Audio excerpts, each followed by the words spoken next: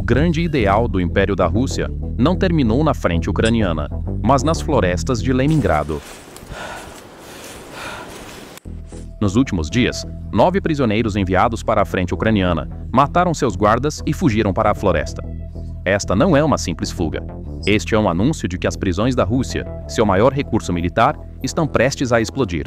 Porque mesmo para os prisioneiros, fugir para a floresta é mais seguro do que lutar por Putin. Olhem as imagens. O homem enfrentando Putin é o chefe do Serviço Penitenciário Federal da Rússia. Então, por que o homem mais poderoso da Rússia teve que sentar-se diante das câmeras com o diretor do serviço penitenciário? Porque a maior fonte de suprimento militar do país agora são as prisões, e essa fonte está fora de controle. A mensagem que Putin queria transmitir com essas imagens era que tudo está sob controle. Mas a realidade nos atingiu em cheio com uma revolta horrível vinda do fundo do sistema. Esta fuga da prisão desencadeou uma escassez de soldados no exército. O exército caiu em um desespero inimaginável para superar a crise de mão de obra. Agora, até cidadãos russos mentalmente deficientes e analfabetos estão sendo enviados para a linha de frente. Isso não é apenas um fiasco logístico, significa guerra civil para o regime. O mito da Rússia de mão de obra inesgotável foi destruído. Agora, há uma onda de rebelião que vai das linhas de frente até São Petersburgo. A mulher nas imagens é Lyudmila Vasilieva, 83 anos de idade. Ela nasceu em 22 de abril de 1941, durante o cerco de Leningrado. Ela passou toda a sua vida em São Petersburgo. Ela é uma mulher que deveria ser a figura mais sagrada na narrativa de patriotismo de Putin. Ela é uma figura que Putin deveria ter declarado heroína e destacado na TV. Então, o que aconteceu? Lyudmila Vasilieva foi à Praça do Palácio com um cartaz antiguerra na mão. A polícia prendeu esta mulher de 83 anos. O Kremlin teve que prender sua própria heroína para silenciá-la. Este incidente é um desastre para a narrativa do Kremlin. Uma figura que sobreviveu ao cerco e serviu à indústria de defesa deveria ser um símbolo de patriotismo. Em vez disso, ela está gritando que a guerra de Putin é traiçoeira. Este é um ato que mina a frente ideológica, que deveria ser o bastião mais forte do regime. Este pesadelo no qual Vladimir Putin aprisionou seu próprio povo, agora está arrastando todo o país para o caos. A doutrina militar da Rússia é baseada em continuar alimentando a linha de frente, independentemente do custo de perder centenas de milhares de soldados. No entanto, este sistema implacável agora se transformou em um mecanismo autodestrutivo. No centro deste colapso está o sistema de recrutamento forçado que entrou em vigor após o recrutamento voluntário ter sido interrompido. Com os números de recrutamento mensal caindo para as centenas, os bônus de assinatura desapareceram e os salários foram reduzidos. O Kremlin recorreu aos seus recursos mais sombrios para alimentar a guerra na linha de frente. Desde 2022, entre 140 mil e 180 mil prisioneiros foram libertados para lutar. No entanto, o mito de que essa fonte era ilimitada foi destruído por um incidente chocante na região de Leningrado. 9 condenados mataram seus escoltas enquanto eram transferidos para a Ucrânia e fugiram para a floresta. Um prisioneiro tinha 3 caminhos diante dele. Cada um estava marcado pela morte, medo e desespero. O primeiro caminho era permanecer na prisão, apodrecer atrás de paredes de concreto por 10 a 15 anos, mas pelo menos com uma chance de sobrevivência. Havia frio, fome e opressão, mas comparado às linhas de frente, essa era a opção menos arriscada. O segundo caminho era ir para as linhas de frente, sendo conduzido por Wagner ou pelo exército através dos corredores da morte que se estendem de Kharkiv a Avdiivka. Isso significava morte quase certa, com a possibilidade de ser baleado pelo seu próprio homem atrás de você antes da bala inimiga. O terceiro caminho era escapar, se necessário, eliminando o guarda. Era de alto risco, mas era o único caminho para a liberdade e para permanecer vivo. Também era a rebelião mais dura e desesperada contra o sistema. Os prisioneiros viam matar o guarda como uma opção melhor do que entrar na máquina de morte. Isso mostra que o sistema prisional deixou de ser a fonte mais crítica de soldados do regime e se tornou uma fonte de instabilidade interna. A autoridade do regime foi reduzida a zero, mesmo atrás das paredes mais seguras. Essa situação não passou despercebida por Putin. Como aponta a Nexta TV, não é coincidência que Putin se reuniu com o chefe do Serviço Penitenciário Federal e relatou que mais de 90% dos prisioneiros estão agora trabalhando. Claro, esse trabalho nada mais é do que ir para a frente nas unidades Storm Z. Quando o número de voluntários e mercenários chegou a centenas, as autoridades russas foram forçadas a mudar de tática. Conscrição forçada. Um jovem de 19 anos recentemente capturado na Ucrânia disse aos interrogadores que, com pouco tempo restante de sua sentença, investigadores russos de repente adicionaram acusações fabricadas. Diante da ameaça de anos adicionais de prisão, ele foi forçado a assinar um contrato militar. Os serviços de inteligência ucranianos relatam que mais de 100 sentenças impostas à força foram executadas apenas na primeira metade de 2025. Os prisioneiros enfrentam a opção de assinar ou apodrecer, com acusações fabricadas e limitados a apenas 3 litros de água por semana. Esta crueldade é a maior pressão que uma nação pode exercer sobre seu próprio povo. Esta situação mostra o quão desesperado Putin se tornou contra seu próprio povo, forçando-o a recorrer a métodos desumanos. A opressão dos recrutadores militares russos tornou-se agora uma fonte de instabilidade interna, não apenas nas linhas de frente, mas até mesmo nos cantos mais remotos e vulneráveis do país. O colapso de um regime não é medido apenas por números econômicos ou perdas nas linhas de frente. O maior colapso é o colapso da narrativa. É a perda de sua base moral. A crise de mão de obra da Rússia não se limita ao recrutamento forçado de prisões. Esta crise se transformou em um colapso moral e um fiasco logístico desumano. Esta seção é a prova mais dolorosa e clara de quanto Putin valoriza a vida humana. Pesquisas do The Telegraph revelaram que a Rússia até enviou soldados com deficiências físicas e mentais para as linhas de frente. Semyon Karmanov era um homem de 27 anos que era analfabeto e havia sido diagnosticado com distúrbios comportamentais significativos na infância. A comissão médica da prisão o classificou como categoria A e o considerou apto para o serviço militar.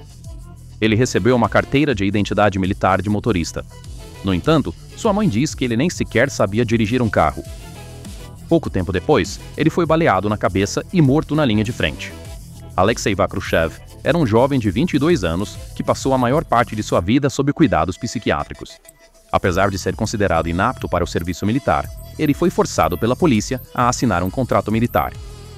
Volkov Oleg Vladimirovich também foi diagnosticado com um transtorno psiquiátrico quando criança, mas quando foi pego por roubo, foi forçado a assinar um contrato militar. Um especialista militar ucraniano afirma que esta situação é bastante sistemática e que a Rússia, devido à sua necessidade de mão de obra, é forçada a recrutar seus cidadãos independentemente de sua saúde e deficiências físicas. Enviar esses soldados para a linha de frente não é apenas um desastre ético, mas também um suicídio militar. Essas pessoas não podem ser treinadas ou integradas em unidades de combate. Elas são itens descartáveis usados para esgotar a munição da Ucrânia. O coronel Alexander Zavtonov chama essa situação de tática de canibalismo. A Rússia não mostra restrição quando se trata de vida humana. Para o mundo civilizado, isso parece canibalismo, mas para os russos, tornou-se uma maneira normal de travar guerra sem consideração pela vida humana. Esta imagem revela não apenas a magnitude das perdas na frente, mas também o profundo colapso logístico do exército russo. A proporção de baixas da Rússia no campo de batalha é de aproximadamente 1 para 1,3. Ou seja, para cada 10 soldados feridos, 7 a 8 são salvos, enquanto 4 a 5 perdem suas vidas. Isso é extremamente anormal pelos padrões de guerra modernos. Em exércitos avançados, essa proporção resulta em um alto número de feridos e um baixo número de mortes. Quando o sistema médico funciona rápida e eficazmente, soldados feridos sobrevivem, as perdas são minimizadas. Então, por que essa proporção é tão mortal no exército russo? A razão está em 3 inadequações logísticas e estruturais fundamentais. Os helicópteros, ambulâncias blindadas ou cadeias de evacuação organizadas necessárias para transportar soldados feridos das linhas de frente para áreas seguras quase nunca estão operacionais. Muitos soldados esperam horas no chão sangrando até a morte. Frequentemente, a única coisa que eles esperam é a morte. A falta de hospitais de campanha, equipes cirúrgicas móveis ou suprimentos de primeiros socorros impede que até as intervenções mais simples sejam realizadas. Mesmo os procedimentos mais básicos para salvar vidas, como estancar sangramentos, aplicar um torniquete ou administrar tratamento para choque, não podem ser realizados. A realidade mais assustadora é esta: o exército russo não está nem disposto a resolver esses problemas. Em vez de estabelecer um sistema de evacuação, fornecer apoio médico e investir na vida humana, substituir os mortos por novos recrutas é mais econômico para o Kremlin. A maioria dos soldados mortos poderia ter sido salva com uma intervenção simples no momento certo, mas na Rússia, o valor da vida humana é baixo. Dentro do exército, é quase zero. A escala das perdas nas linhas de frente já não é uma estatística abstrata. Evidências físicas deste desastre estão surgindo por toda a Rússia. Pokrovsk não se tornou um símbolo de vitória para a Rússia, mas uma máquina de morte. A Rússia perdeu 25 mil soldados apenas em outubro, com base exclusivamente em filmagens confirmadas. Estima-se que o número real seja de até 28 mil. Isso significa uma média de 35 soldados perdidos por hora pelo controle de uma pequena cidade. Isso significa perder mais de meia pessoa por minuto em uma guerra sem lógica estratégica. A cegueira logística e tática por trás dessas perdas mostra que a estrutura de comando de Putin também está podre. A confissão de um soldado russo lutando em Chasiv Yar, que diz que sua unidade perdeu mais de 90% de sua força, é chocante. Contratam pessoas que não sabem nada, gastando milhões para recrutá-las. Elas chegam e morrem imediatamente. Este é um ciclo de desperdício. Milhões de rublos gastos em treinamento, bônus de assinatura e salários são diretamente convertidos em desperdício militar, quando esses soldados morrem imediatamente na linha de frente. Isso é prova de como os recursos limitados que Putin gasta para alimentar sua economia de guerra são desperdiçados devido à estupidez e crueldade de seus próprios comandantes. Além disso, esse erro está sendo repetido. Uma unidade é destruída e outra segue o mesmo caminho com o mesmo sistema de armadilhas e a mesma estupidez. O pior de tudo é que os comandantes não aprendem com os erros do passado.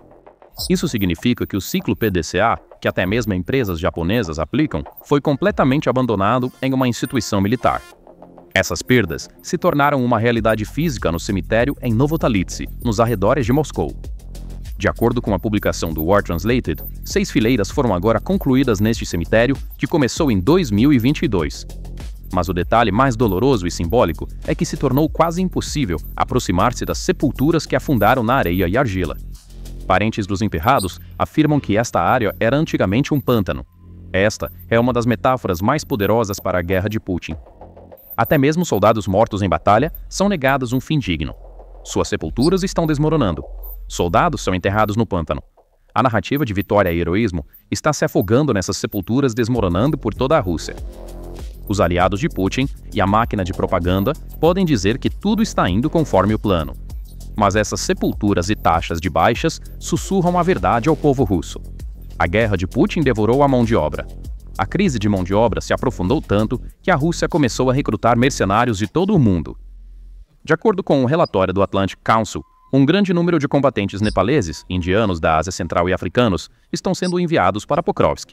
Embora a maioria receba a promessa de funções de apoio, eles também são lançados na máquina de matar. As leis de Putin, que oferecem aos soldados estrangeiros proteção legal total e cidadania facilitada, tornam impossível que esses combatentes sejam julgados em seus próprios países. A Rússia está, assim, se tornando um refúgio seguro para criminosos internacionais. Isso é prova de até onde Putin irá pela vitória e de quanto ele desrespeita o direito internacional. O maior perigo desta guerra não são os que se perdem na linha de frente, mas os que retornam para casa. O economista russo, Igor Lipsitz, alertou que o retorno dos veteranos de guerra poderia levar a sérias dificuldades sociais e econômicas. Ele descreveu esses soldados como uma bomba relógio social. Durante a guerra, os soldados se acostumaram a salários muito mais altos do que poderiam ganhar na economia normal da Rússia. Esses soldados que retornam não encontrarão oportunidades de emprego na difícil situação econômica da Rússia. A economia de guerra superaquecida de Putin não pode oferecer a eles esses salários ou empregos semelhantes. Após passar muitos anos em guerra, o transtorno de estresse pós-traumático levará a raiva, agressão e explosões violentas repentinas. Problemas de controle da raiva e contrabando de armas pequenas já são comuns entre os soldados que retornam. Este é o pavio para uma nova guerra civil silenciosa na Rússia. Se milhões de soldados cansados da guerra, financeiramente insatisfeitos e psicologicamente traumatizados retornarem para casa, manter a ordem social se tornará quase impossível. Além disso, já há uma escassez de 150 mil policiais na força policial russa.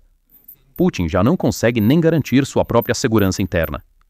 A história é um aviso para Putin. A União Soviética voltou derrotada do Afeganistão. Milhões de soldados foram rotulados como afegães e ostracizados pela sociedade, incapazes de encontrar trabalho ou receber serviços de saúde mental. Esse descaso enfraqueceu a confiança do povo no Estado soviético. Joseph Stalin nunca quis que os soldados voltassem para casa. Ele preferia que morressem. Soldados que retornaram da Segunda Guerra Mundial foram enviados para o Gulag porque viram uma vida melhor na Europa Ocidental e estavam mais autoconfiantes, pois um ditador não quer um exército que saiba usar armas, esteja zangado e insatisfeito em seu país. A estratégia atual de Putin reflete essa mentalidade ditatorial. Milhões de soldados estão morrendo na guerra e não estão retornando. Aqueles que retornam estão tão fracos, traumatizados ou quebrados que não conseguem resistir. A proposta mais controversa apresentada para os veteranos de guerra foi o plano de enviar esses soldados para a Sibéria. Os soldados receberiam terras e apoio financeiro para começar uma nova vida na Sibéria. Embora essa ideia tenha sido apresentada como uma recompensa pelo serviço deles, na realidade, é uma tentativa de isolar os soldados do tecido geral da sociedade russa. Este plano parecerá um exílio. Você usou os soldados e agora está isolando-os. Implementar este plano aumentaria o descontentamento entre os soldados e levaria a um grande caos social, devido à forte oposição da população local. Vladimir Putin construiu seus mais de 20 anos no poder com base na estabilidade, prosperidade e orgulho nacional. A grande promessa por trás de sua guerra na Ucrânia era: a Rússia será grande e você estará seguro. O que vemos hoje é o completo fracasso dessa promessa. A guerra está sendo perdida não por inimigos externos, mas por uma onda de rebelião interna. Milhões de soldados traumatizados e desempregados que retornam da guerra tornaram-se o barril de pólvora social da Rússia, pronto para explodir a qualquer momento. Esses soldados não aceitarão nem o exílio na Sibéria, nem o silêncio. Eles são uma ameaça que Putin criou com suas próprias mãos, mas nunca poderá controlar. O Kremlin não pode proibir prisioneiros de escapar ou soldados incapacitados de serem enviados para a frente. Eles não podem silenciar a voz da fome, o sussurro da rebelião ou o grito da consciência. O fim desta guerra não será determinado pela última bala disparada nas linhas de frente, mas pela silenciosa guerra civil que começou dentro da própria Rússia. Putin está lutando enquanto seu próprio povo vê a verdade. Este pode ser o capítulo final de sua carreira política. Então, o que você acha disso? Por favor, compartilhe seus pensamentos nos comentários. Para se manter atualizado sobre novos vídeos, inscreva-se no nosso canal e ative as notificações. Obrigado por nos escolher. Obrigado por nos escolher. Obrigado por nos